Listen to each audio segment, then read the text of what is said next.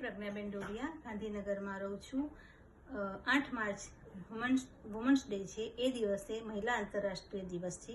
એ દિવસે ઉન્નતિબેન શાહ દ્વારા human care foundation દ્વારા એક સુંદર કાર્યક્રમનું આયોજન કરવામાં આવેલ છે।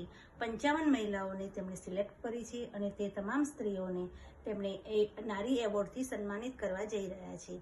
તેમણે એ દિવસે નારી સંઘર્ષ ગાથામાં જે સ્ત્રીઓએ અચીવમેન્ટને સમેટીને તેમણે એ સુંદર પુસ્તકનું આયોજન કરેલું છે।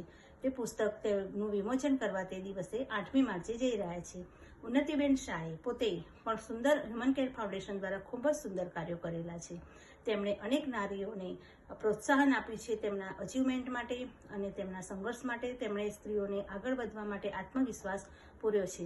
ઉન્નતિબેન શાહ તેમણે હ્યુમન કેર ફાઉન્ડેશનમાં અનેક પ્રતિભાશાળી સ્ત્રીઓને આગળ વધવા માટે પ્રેરણા આપી છે, પ્રોત્સાહન આપ્યું છે।